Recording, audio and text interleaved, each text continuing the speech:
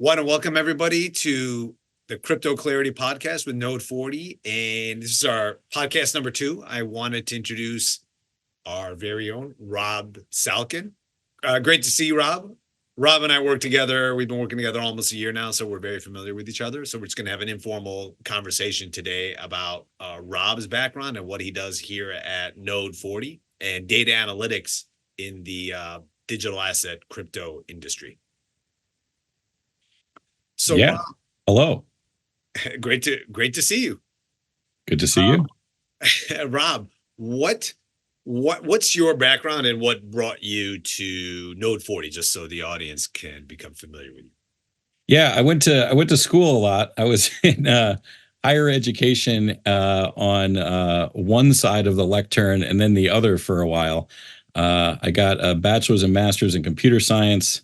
I then was on faculty at a local college for a little bit. Then went back to school and got a law degree and an MBA.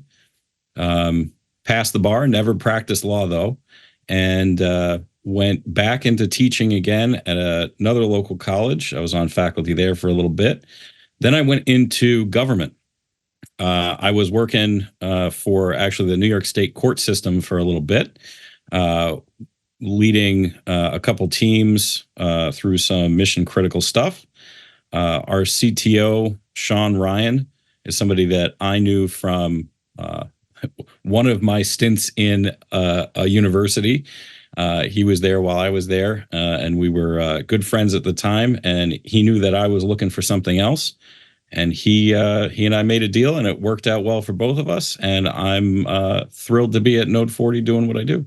Okay, that's awesome. Yeah, so you met Sean, and when you met Sean, what was the game plan in terms of how you would, what you would do at NODE40, your role, why you wanted to join, and what you thought you'd be doing, and versus what you're doing today? Yeah, I'm not doing today what I thought I was going to be doing when I first joined. I was brought in as a data engineer, I think was my title at the time, working through some of our high frequency trading problems and solutions, and doing data processing and making sense of gigabytes of data. But I transitioned rather quickly away from that into my role here as director of engineering, because I think it was just found that I was suited to this role, and we needed somebody like what I'm doing now to do the stuff that I'm doing today. I think it's to the benefit of our entire team. I'm essentially the air traffic control for all of NODE40's engineering, making sure that the day-to-day gets done and our processes are running smoothly, and we have what we need to get the client's information processed and out the door. So Rob, I mentioned to people like NODE40 is a data analytics platform, particularly for digital assets, crypto, blockchain data. People use it for tax returns, accounting reports, audits, forensic accounting, legal proceedings, all that kind of stuff. What as you've gotten into this area, what do you see as like the biggest challenges from a data standpoint for this particular industry in order to allow the maybe crypto or blockchain industry in general to thrive? From centralized exchange data to on-chain data, etc. Yeah, the data is bad. It's just the data is inconsistent. The data is not well documented. The data changes quite a bit. We deal with pulling data in from an API, from a particular source, from an exchange, from a block explorer, wherever. And one day it might look like one thing, and the next day it might look like something else. We might get data in that was an export from a client, and we might get from the same client or a different client an export that looks somewhat or totally different, because that's just how the export looks now. The data that we have is or the data that we process can look different from one day to the next. So it's trying to keep up with the industry. So it's both trying to ingest the data in a sane way and then also keeping up with the ever growing industry, whether it's DeFi or the next source to pull data in from. It's never going to stop. What do you, I mean, this is, you don't have, we're not in the prediction industry, but if you'd had to give a recommendation, what do you recommend? Like, let's say 5, 10 years from now, some sort of, is it standards that centralized exchanges would use that, they have several options in terms of how they format data, but it has to fit within some sort of a general standard? I mean, how do you see the industry continuing to allow for growth and entrepreneurship, but having some sort of a system to allow people to do compliance or other data analytics? Yeah, I would love for there to be a standard. That would make our job so much easier. Um, I'm not sure who's going to rally around whom to make that standard happen. Uh, I'm not sure right now there's the regulatory and compliance urge or necessity to have any sort of standard. That said, if that grows, if the regulations grow, and really the compliance nature of it becomes very expensive for people not to come up with a standard, that's when I think it will be standardized. At the moment, we're at the whims of all of the sources, and we have to comply with them. I would love it if they had to comply with a standard. Or maybe perhaps if the when the industry brings in potential other traditional players who are more highly regulated, whether it's some highly regulated fund or other types of investment vehicle that requires more detailed reports to be prepared, either for public or private audits, et cetera. It may be something that grows out of the industry as or the industry's desire to attract those types of users or participants in this area, whether it's tokenization, blockchain, crypto investing, et cetera. I agree totally. Okay. All right, cool. Um, so in that respect, like given that the data is tough to handle and there's a lot, what do you do to solve that? What do you do to solve the issues today? I mean, what's your general approach if you were uh, if you were recommending something and someone to join NODE40? What's your general approach on our philosophy on managing all this? So for new sources, we have to make sense of all of the data and do a bunch of sanity checks, so to speak, to make sure that the data that we're processing, even if it follows the documentation, if the documentation exists, does the data look right? Does it meet expectations? So sometimes what we'll do is we'll ask a newer client with a newer source need that we are implementing for them, for one of our partners, for instance. We would ask for a data export and we would ask for API keys, and we would make sure that the data we're pulling back from the API is in fact matching the data export that we got. And then also that the balances match up at the end. We do a bunch of different checks at a bunch of different levels to make sure that the data that we're getting is in fact reasonable and does meet the mark. We do a lot at NODE40 to make sure that uh, we're doing the right thing. We're not guesstimating, we're following the data. We like to make sure that, in fact, it's more than a like, we have to make sure that the data that we process and the results that we provide are agree with one another. So we can always back up what we produce in terms of as an aggregate result with the transactional data that adds up to that. And Rob, is you mentioned the data is tough to deal with, right? Quote unquote, it could be bad at times, right? In terms of there's always new data. People, central exchanges change the way that their endpoints work. New platforms pop up with respect to DeFi protocols. It, is it possible to automate this stuff?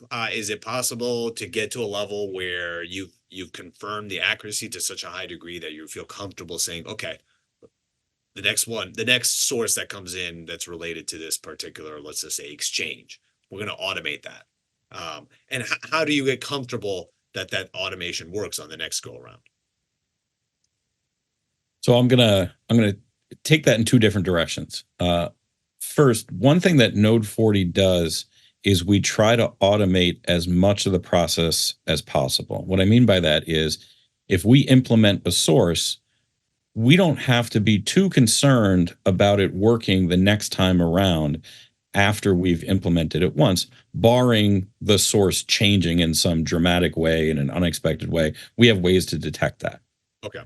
The point here is that if we do it for one client, we can make it available to all of our clients. So once it's automated in one way or for one client, we can release that and it's automated for all of our clients. We're not doing manual work when we implement a source to pull the data in. We provide the API keys to our system. Our system goes out, pulls the data in, processes it, and it's good. Separately, new sources, a lot of people talk about AI in this industry, and if we give AI some examples of how stuff works, AI will just figure it out and it'll be good. We have a lot of skilled humans working on this, and AI is not as good as skilled humans in this regard. And our skilled humans take a little bit of time to go through all of new data sources and make sure that that data is sound and is coming in right and is being normalized and is being processed and yada yada. So there is always going to be a manual component to figuring out how to integrate with new sources. So the stuff that we implement, automatic from there on out by and large. The new stuff always has to have a human component. Okay. And are there different roadblocks, like you've mentioned, that your hurdles that you get over for the private data, the centralized exchange data versus on-chain data? Is it a different process from an Yeah, analytics standpoint? sort of. So with on-chain data, we largely don't get pricing information, whereas if we're dealing with centralized exchanges, we are getting pricing information. So with one, with on-chain data, we have to go and look up prices for various transactions on particular dates and times and stuff like that. Whereas with exchanges, we use the exchange pricing, and that problem is essentially solved for us. In regards to what can happen, on centralized exchanges, there are sort of defined types of transactions that can occur. And maybe they're actually documented in a reasonable way. With on-chain data, there's the entire world of that chain that could occur. So there's all sorts of interesting DeFi operations that can take place. And that is an ever expanding world. So we have to continuously be on top of what's new and what's exciting on the chain and what our clients are getting into so that we can keep up with making sure that the data is classified appropriately and is coming out the way that we would expect it to. Okay. And then what if, and with respect to what is the normal process there if there's a source or a chain that we have not yet fully integrated and supported? Is that something that our data team can still handle? Yeah, absolutely. So on-chain data, instead of, for instance, I mentioned earlier about how we would integrate with a new centralized exchange is we would want an extract and we'd want the API keys and we'd want to make sure all that stuff matches up. With on-chain data, we would look at the public block explorer, take a look at what the hopefully official one is suggesting is the balance, what the transactions are, what they look like, what occurred, and we would find a source for the data and make sure that we are 100% in sync with what's going on there. So that's actually maybe easier on the client if we get an address and they say, hey, we want the data pulled in from this chain, we can just go and do it. No problem. Okay. All right. And is volume, can that be a hurdle that people have to deal with in terms of the size of the data? Yeah. So we have our retail product that we call Balance, which can handle hundreds of thousands of transactions. Uh, we are ever expanding the upward limit of what Balance can do in terms of transaction processing and also capabilities. That said, we don't put millions of transactions into our retail product. We have a bespoke service that we have for high frequency traders where we can ingest gigabytes of data uh, in a way that's crafted just for that service. So if people have gigabytes worth of transactions, they have millions upon millions of trades. We have another service that is more of a white glove type service where we can provide exactly what they're looking for based upon all of the data that they provide to us, not via like a web upload or an API key, but probably in CSVs or some other sort of compressed format. Okay. And Rob, you mentioned earlier, all these centralized exchanges and even more DeFi protocols, different chains that are popping up all the time. And as someone who has to manage all of that and manage teams that are processing that, how do you like what's your system for prioritizing it? Do you go to coin market cap and just look at what's the largest chain? I mean, how do you or do you take into account how difficult the data is to process from that chain? How do you decide on all those kind of things? Yes, that and a whole lot more. So what we do is we look through what are our clients' needs, what are our prospective clients' needs, what is the industry doing, what's the time frame that we have to make sure that we are up to date with what the immediate needs are, and we get those on a roadmap. And because this industry is ever changing, we try to get about 3 months, like a quarter ahead of things to have a plan so that we can tell people what's coming, and so that our developers can have that clear picture of what they should be working on next. But there are longer term goals of we want XYZ thing implemented, but we have a pretty good idea of what we want to get done over the next quarter or so. And as you mentioned, it depends upon what the industry is doing, plus also what our clients need and our prospective clients, and what we can actually get done in the time frame with the resources that we have available, because we're trying to do a million things at once, trying to keep up with the industry. And Rob, given that there's so much going on, let me ask you a philosophical question, like and maybe your philosophy slash node 40s. Accuracy versus more automation and integrations. What's the view? Is what's the goal? Is the goal accuracy and making sure that you're else you are absolutely sure that the data is processed correctly, the numbers are correct to the extent possible, versus try to get as many integrations done, making it thereby easier to process data, maybe less accurate, but more automated, etc. Well, we don't sacrifice quality for quantity. Yes, we want to get everything online as fast as possible, and we want to be able to ingest the entire universe of crypto into our products. Sure, but at the same time, uh, regardless of if it's Node40 or one of the other companies out there that do similar things to what we do, we want to make sure that if we say that we're supporting a particular source, we're getting it right. Now, we can get data in from all sorts of different sources that we don't have a native integration with, because we have a custom upload. If somebody gives us the data, we can convert it into our normalized format and upload it into the system just the same. So we're not an appropriate company to work with if we don't have the source or all of the sources natively integrated. No, well, we have analysts who can work with whoever to make sure that we can get the data in the way that it needs to be into our system, and the answer is gonna be right in the end. Our goal is to always make sure that the data is accurate, even if that means that we don't have a native integration with whatever the new source might be of the day.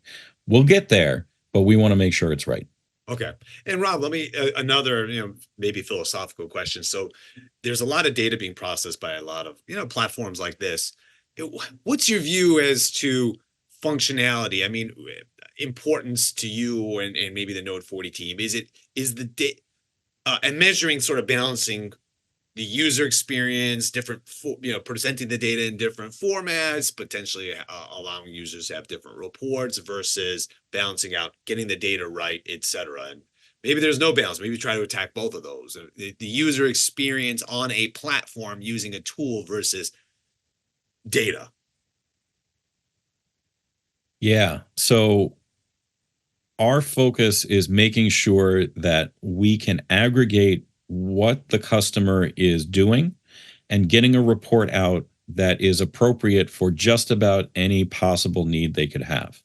Now, are there custom reports that we can put together for somebody with a non-standard purpose? Sure, we can figure that out. Our balance sheet report includes all sorts of information. It includes dozens and dozens and dozens of fields that could be used by accountants, tax professionals, auditors to look at the data and really understand what happened, gains and losses, and a an overall view of what occurred in that portfolio over a time period. So we certainly can do custom reports, but at the same time, I think our reporting is pretty solid and gives people a really good view of what they have been doing, and maybe even give them some insight into what their next steps might be for instance, tax loss harvesting or something to that effect. And can you give a quick history, a little bit of a history, because you were involved in some of that history of that balance sheet report that you mentioned? Like uh, what were we producing before when you first joined, and like, how did you all develop that report and think through it? So we had a variety of different reports available, and they were adequate enough. We provided a gain loss report and some other different reports that were appropriate for different uses.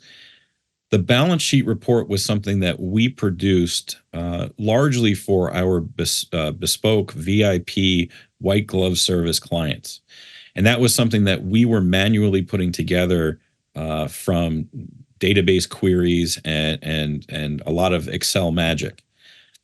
Well, we thought this is error prone because we had to do double and triple checking to make sure we copied and pasted right, and that was not good. We realized early on this was not the way to do things, and we made it so that we automated the process and built it into our product so that it's not just the VIP client necessarily, but it we could offer this to more clients and make it a push of a button. And that report uh, gives people a balance sheet breakdown of all of the stuff that they've done over that time period. And it provides all of their transactions as well. Assuming that we're not dealing with a high frequency trader who's got gigabytes of information, we can provide 100,000 or more transactions in this report, so everybody can see who gets access to the report. Everybody can see there that we didn't make it up. That is, in fact, the appropriate calculation, and the result is sound. Okay. Oh yeah, no, it's an awesome report. I've been on it. There's a lot of data there, and I think even in just talking to you, we have even more data that's not even in the report, right? I mean, there's more data behind the scenes that could eventually make its way in the report, depending on circumstances, requests, etc. We routinely refine the fields that are in there to be more particular for various purposes. So we think that we have a pretty good bucketized system of various transactions and how they should be categorized. But if somebody has a special purpose, we can further refine those into even more fields and get the people what they need. And Rob, you and I work together a lot. I think we talk like almost every day. Yep. So we have a lot of different types of people using the platform. Regular traders, fund administrators, CPA firms. When it comes to those fund administrators, CPA firms, and they maybe have a an auditor or regulator above them, how do we, do you ever get requests to say, how we secure our processes, our security protocols, how they, do they ever get requests to see what type of protocols we follow for various security, cybersecurity, and other types of purposes? How do we deal with that? Yeah, good question. We actually are SOC 1 Type 2 certified, that system and organization controls, so that we have a set of controls that are spelled out. And we've proven to auditors over an audit period that we follow those controls. So the information that we're processing is safe and secure, and it's doing the right thing. Okay, cool, cool. Um, so what, we have, you mentioned a little bit of the type of teams we work with. Where there's an analyst team that analyzes data. There's an engineering team. Certainly in a company like there's sales teams, there's operations teams, all that kind of stuff. You work a lot with analysts and engineers. What do they do? What's the difference between quote unquote an analyst versus an engineer? And what's the reason? What's their purpose within Yeah. Node? Yeah. So the analysts are they have two different jobs, I think, or two main jobs. One of those is making sure that the product is doing the things that it needs to do. That is looking at the industry, looking at the product. Okay, are we on the cutting edge? Is there something we could be doing better? Is the product usable? Where can we improve? And the second job is dealing with our partner clients who need some either data analysis or some other things that are sort of beyond the scope of our basic product offering. This is making sure that they actually have all of the data that they need, making sure that the data is in the right format, that kind of thing. But while they're working with the clients on that data analysis, they're also seeing new things that clients are into that we can then work into the product so that everybody can benefit. So that's the analyst job. Engineers are the ones who are building the product, are making sure that all of the new features are worked in and doing the right thing, and the product is ever growing and becoming more and more automated in all the ways that it needs to. We have different teams in engineering. We have a data integration team that handles making sure that that data can be pulled in from the external sources and normalized into our internal format. We have a back-end team that handles all the core processing. We have a front-end team that handles how we're going to display all of this information. We have a QA team that handles making sure that we're not accidentally breaking our own stuff. We want to make sure that it keeps working right. And we have a DevOps team that handles all of our infrastructure to make sure that the product will keep running as long as we have it coded right. Awesome, man. That's a lot of teams you have to manage. Yeah. All right. Rob, just to kind of, conclude here. We talked about this a little earlier, but like what's in the medium term? What's your views on the specifically the data aspects of this industry and where Node40 fits into that maybe over the next 2 years compared to what you've seen over the last year and a half, 2 years? So I'm pretty excited about the stuff that Node40 is doing. Some of the stuff has yet to be announced, so I guess look out for some of those release announcements as they come out. Sign up for the mailing list or whatever we got. But we are getting better and better at getting into the nitty-gritty details of all these interesting crypto transactions and being able to represent them in a way that I don't think other people are doing. And we'll never have the entire universe of crypto handled. Nobody will. Nobody can. It's not realistic. That said, for our clients and our clients' needs, we are expanding quite a bit into areas where spam won't be as much of an issue for our clients anymore. Understanding the DeFi, the very interesting DeFi operations that they are getting involved with, will be even clearer on our balance sheet report. Making sure that all of the different sources that somebody could be involved with will be natively integrated so that people don't have to worry about modifying their data and doing a custom upload into our system. Everything is getting better so that it becomes an easier experience for the client and a better experience for the whether our client is a tax professional or maybe we are working with a client directly who has a tax or audit or financial professional. If that person is going to need to understand the whole portfolio and do filings based upon it or whatever else they might be doing, everything is getting so much better so that we can make it easy for that professional to take a different stance on something than we have. We have a bunch of defaults as to how certain things are handled in terms of gain and loss, what the tax liability might be on some sort of a disposition. But we're not saying that you should take our word for it. If you're a tax professional and you have a different take on it, we're making it even easier for those tax professionals to take a different stance, and the numbers might look a little different, and that's fine. We're not telling you how you need to do it. We're just saying, here's what you got, and you have a bunch of different options. Take the option that works best for you and is the one that you think is supported. Well, Rob, that's awesome. It sounds very exciting, and I wanted to also thanks thank you for taking the time out of your day to join us and give us your insights on digital assets, data, and Node 40. Thanks a lot, Rob. Thank you.